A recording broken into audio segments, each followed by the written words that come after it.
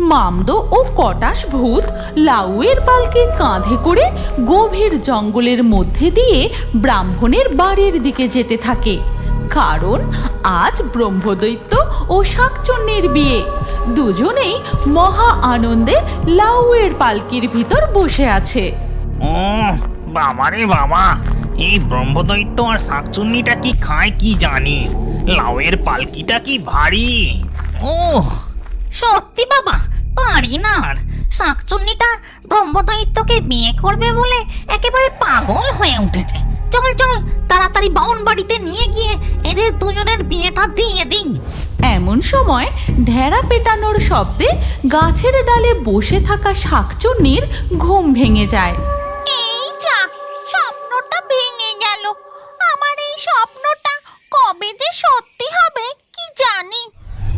শোনো শোনো শোনো, সকল গ্রামবাসীদের জানানো হচ্ছে যে আগামী সপ্তাহে বুধবার এক শুভ লগ্নে আমাদের জমিদারের কন্যা কুমারী মাধবীলতার বিবাহের দিন স্থির হয়েছে।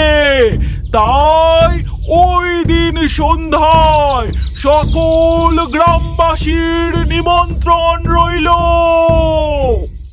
আর এই কথাগুলি গ্রামের সকল মানুষের সাথে আরও কিছুজন শুনতে পায়। তারা হলো ভূত, পেতনি, শাকচুন্নি, ব্রহ্মদৈত্য। শুনলে শুনলে শাকচুন্নি, লোকটা ঢেড়া পিটিয়ে কি বলে গেল? হ্যাঁ, তাই তো শুনলাম, কিন্তু আমাদের আর সে কপাল কোথায় যে পেট ভরে বিয়ের নেমন্তন্ন খাবো। ওদিকে জমিদার বাড়িতে মেয়ের বিয়ে উপলক্ষে নানান তোড়জোড় শুরু হয়েছে। গরুর গাড়ি করে আসছে নানান মশলা, সবজি, মুদিখানা, কত কি। ও রতন, জিনিসগুলো সব ঠিকঠাক করে গুছিয়ে রাখিস। আপনি কিছু চিন্তা করবেন না গিন্নিমা, আমি সব ঠিকঠাক করে গুছিয়ে রাখবো। কই গো গিন্নি, কোথায় গেলে? এই তো এখানে আছি, দাঁড়াও আসছি। তারপর জমিদার গিন্নি ঘরে ঢুকতেই, হ্যাঁ বলো, কি বলছিলে? বলছি মেয়ের শাড়ি গয়না সব দেখে নিয়েছো তো? আর কিছু কি কিনতে হবে? তাহলে নায়েব মশাই শহরে যাচ্ছেন, ওনাকে বলে দিতাম।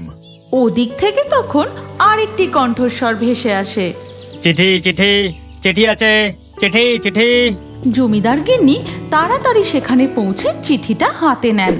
তারপর সেটি পড়তেই, ও মা, কি আনন্দ, কি আনন্দ!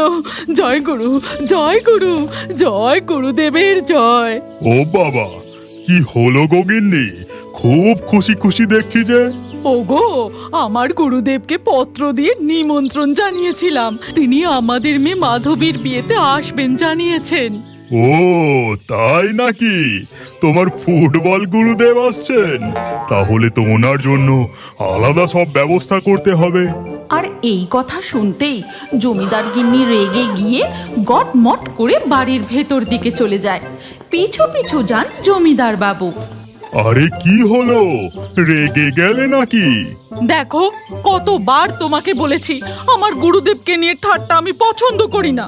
আরে ওনার ওই অত বড় একটা ফুটবলের মতো ভুঁড়ি, তাই তো আমি ভালোবেসে ওনাকে ফুটবল গুরুদেব বলি। থামো তুমি। ওনার শক্তি সম্পর্কে তোমার কোনো ধারণা আছে? যেদিন জানতে পারবে সেদিন বুঝবে। এইভাবেই একটা মিষ্টি ঝগড়ার মধ্যে দিয়ে তাদের দিন কেটে যায়। তারপর রাতের বেলায় যখন সবাই ঘুমিয়ে, তখন হঠাৎ, প্রতাপ রুদ্র, প্রতাপ রুদ্র, ওঠ বলছি। গুরুদেব, আপনি আপনি এসে গেছেন? হ্যাঁ, আমি এসে গেছি। তুই আমাকে নিয়ে তামাশা করিস? তোর ফুটবল খেলার খুব শখ, তাই না? তবে আয় সামনের মাঠে। না মানে গুরুদেব। কিন্তু গুরুদেব কোনো কথা শোনেন না। তিনি হন হন করে এগিয়ে যান সামনের মাঠের দিকে। আর গুরুদেবের পিছু পিছু জমিদার মশাইও এসে পৌঁছান সেই মাঠে। শুরু হয় খেলা। গুরুদেব পর পর গোল দিতে থাকেন। কিন্তু এক সময় সুযোগ পায় প্রতাপ রুদ্র। সেও সজোরে, ওরে বাবা রে, কি জোরে পড়ে গেলাম রে! ও কুমারে, কি জোরে লাগলো! এ কি গিন্নি, তুমি খাট থেকে পড়ে গেলে কি করে? নিজে লাথি মেরে খাট থেকে ফেলে দিল, এখন পড়ে গেলে কি করে? এরপর ধীরে ধীরে বিয়ের দিন এসে উপস্থিত হয়। আর সেই দিন গ্রামের গাছে গাছে ওরে শাকচুন্নি, আমার যে খুব কান্না পাচ্ছে, আমার বিয়ের বাড়ি যেতে খুব ইচ্ছে করছে। কাঁদিস নি পেতনি, ভূতেরা কি আর বিয়ে বাড়ি যেতে পারে? ঠিক সেই সময় পালকি নিয়ে কিছু লোক ও ঘোড়ায় চড়ে বর আসে। না না না রে না না না না রে না। ওদিকে তখন জমিদার বাড়িতে ওগো, সবাই উলু দাও, শঙ্খ বাজাও, বর ঘোড়ায় চড়ে পালকি নিয়ে বিয়ে করতে চলেইছে যে। আর সাথে সাথে শাঁখ বেজে ওঠে, উলুধ্বনি শোনা যায়, আর এই শব্দে ও রান্নার গন্ধে আর পারা যাচ্ছে না, আমি বিয়ে বাড়ি যাবই। আচ্ছা বেশ, আমি জাদু করে তোদেরকে সকলকে মানুষের রূপ প্রদান করছি। তারপর সেই মানুষের রূপে তোরা বিয়ে বাড়ি যাস, কেমন? এই কথা বলে ব্রহ্মদৈত্য জাদু করতেই শাকচুন্নি, পেতনি, মামদ ব্রহ্মদৈত্য মানুষের রূপ ধারণ করে। তারপর জাদু করেই সোজা গিয়ে পৌঁছায় একেবারে জমিদারের রান্নাঘরে। ওরে বাবা, কত রকম রান্না, বাটি বাটি করে সব গুছিয়ে রাখা। তাই তো দেখছি, ডাল, সবজি, ছানার ডালনা, লুচি, ধোকার তরকারি, আর কত ধরনের মিষ্টি। বাবা রে বাবা! আর দেরি কিসের, টপাটপ করে শুরু করে দে। ওদিকে তখন দেখা যায় গুরুদেব এসে উপস্থিত হয়েছেন। আসুন আসুন গুরুদেব, আসুন, এখানে বসুন। মঙ্গল হোক, মঙ্গল হোক। ও মালতী, গুরুদেবের পা ধোয়ার জন্য জল নিয়ে আয়। এরপর মালতী একটা থালা ও এক ঘটি জল নিয়ে আসে। তারপর জমিদার গিন্নি ভক্তি ভরে গুরুদেবের পা ধুয়ে দেয়। এরপর চলে যায় রান্নাঘরের দিকে গুরুদেবের জন্য খাবার আনতে। আর সেখানে পৌঁছে এ কি, গুরুদেবের জন্য রান্না করে রাখা খাবারগুলো কোথায় গেল? কি হলো গিন্নি, তুমি এত চিৎকার করছো কেন? দেখো না, আমি নিজে হাতে গুরুদেবের জন্য রান্না করেছিলাম, কেউ সব খেয়ে নিয়েছে। তখন দেখা যায় সেই রান্নাঘরের তাকের ওপর তাই ভাবছি, বিয়ের বাড়িতে এমন নিরামিষ খাবার কেন? ওই পেতনি, ওদিক থেকে কেমন মাংসের গন্ধ আসছে, তুই টের পেয়েছিস? আর এখানে থাকা ঠিক হবে না, চলো সব এখান থেকে কেটে পড়ি। এই বলে তারা সেখান থেকে অদৃশ্য হয়ে যায়। আর ওদিকে তখন দেখ, আমার কেমন যেন মনে হচ্ছে এই বিয়ে বাড়িতে আমি কেমন যেন ভূত ভূত গন্ধ পাচ্ছি। কি বলছেন গুরুদেব? তবে কি তেনারাই আপনার জন্য রান্না করা খাবারগুলো খেয়ে গেছে? কারণ বিড়াল ঢোকার কোনো সম্ভাবনাই ছিল না। রান্নাঘরে আমি নিজে হাতে তালা দিয়ে চাবি আমার কাছে রেখেছিলাম। আমি নিশ্চিত ওই ভূতেরা এখানেই উপস্থিত আছে। আমি এক্ষুনি অদৃশ্য বলয় তৈরি করে ওদের ধরবো। আর সাথে সাথেই তিনি এক অদৃশ্য বলয় তৈরি করেন। এ বাড়িতে যত অতিথি আছো, সবাই একে একে আমার সামনে এসে দাঁড়াও। এবার কি হবে? আমরা কি তবে ওই গুরুদেবের ঝোলায় বন্দি হয়ে যাব? ওরে বাবা রে! ঠিক তখনই মামদো দেখে জমিদারের গোয়াল চালার ওপরে একটা বিরাট বড় লাউ হয়ে রয়েছে। আর তখনই সে জাদু করে সেই লাউয়ের ভিতরে ঢুকে যায়।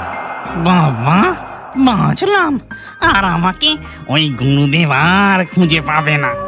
এই কথা বলার সাথে সাথেই পেতনিও সেই লাউয়ের ভিতরে এসে হাজির।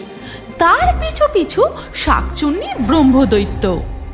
এ কি, তোমরা সবাই এখানে চলে এলে? এই লাউয়ের ভেতরে সবার একসাথে থাকা তো খুবই কষ্টকর। তুই তো ভারী বদমাস রে মামদো, নিজে এখানে লুকিয়ে পড়লি, আর আমরা যদি ধরা পড়ে যেতাম? ওদিকে তখন গুরুদেব বলেন, আমি সবার মাথায় হাত দিতেই বুঝে যাব কে মানুষ আর কে ভূত। তারা কিছুতেই এই বলয় ভেদ করে বেরোতে পারবে না। আর এই কথা শুনতে পেয়ে ওরে বাবা, এইসব কথা শুনে আমার পেটের ভেতরটা যে গুড়গুড় করছে। চুপ, একদম চুপ, বেশি কথা বলিস না শাকচুন্নি, না হলে লাউ চাল থেকে গড়িয়ে গড়িয়ে মাটিতে পড়ে ফেটে যাবে। ওরে বাবা রে, মনে হচ্ছে মাংসটা অনেক বেশি খাওয়া হয়ে গেছে। কেমন যেন পেটটা পটর পাটর করছে। শাকচুন্নি, নিজেকে সামলে রাখ, নইলে খুব বিপদ হয়ে যাবে। আর ওদিকে তখন গুরুদেব সবার মাথা ছুঁয়ে ছুঁয়ে ভূত খুঁজে চলেছেন। আয়, বেরিয়ে আয় বলছে। কোন শরীরের মধ্যে লুকিয়ে আছিস? বেরিয়ে আয় বলছে। এদিকে শাকচুন্নির সাথে সাথে পেতনিও বলে ওঠে, ওরে বাবা রে, আমি আর চাপতে পারছি না, পেটের ভেতর যে বড্ড হুটুর পাটুর করছে। আমিও পারছি না, বাবা রে বাবা, পেটের ভেতরের এই চাপ আর রাখতে পারছি না। আমার ওই একই অবস্থা। ভূতের পেটে কি আর বিয়ে বাড়ির খাবার সহ্য হয়? ওরে বাবারে, এই, তোরা কি শুরু করেছিস বলতো? নিজেদের সামলা, সামলা বলছি। কিন্তু কেউই নিজেদের সামলাতে না পেরে তারা একসাথে বাস্ট করতেই লাউ ফুটো হয়ে একেবারে রকেটের মতো হুশ করে উড়তে উড়তে গিয়ে সোজা জঙ্গলে তাদের ডেরায় গিয়ে পৌঁছায়। আর এইভাবেই সেই ভূতেদের দল সেই যাত্রায় কোনো রকমে বেঁচে যায়। তুমি কি এখনো বড় হয়ে কার্টুন দেখতে ভালোবাসো? তাহলে তোমার নাম কমেন্টে জানাও। আর আগের ভিডিও থেকে লাকি ড্রয়ে নির্বাচিত নামগুলি হলো বৃষ্টি, সুস্মিতা, আয়শা, ঈশানী, পূজা, সাকিব, ফরিহা, রঞ্জিত, সুব্রত, মনামি, সেরিনা, আবির, রফিকুল, পায়েল, রায়ান। যে সকল দর্শক আমাদের চ্যানেল সাবস্ক্রাইব করে তারপরে কমেন্টে নাম লিখেছেন, আমাদের পরবর্তী ভিডিওতে তাদের নাম বাছাই করা হবে। তাই ফেয়ারি টুনস ইউটিউব চ্যানেল অবশ্যই সাবস্ক্রাইব করবেন এবং স্ক্রিনের উপরে আসা আমাদের পরবর্তী গল্পটিও দেখুন। তাতেও আপনার নাম থাকতে পারে, না থাকলে আবারও আপনার নাম পরবর্তী ভিডিওতে লিখে দিন। কি ভাবছেন? তাড়াতাড়ি ক্লিক করে দেখুন।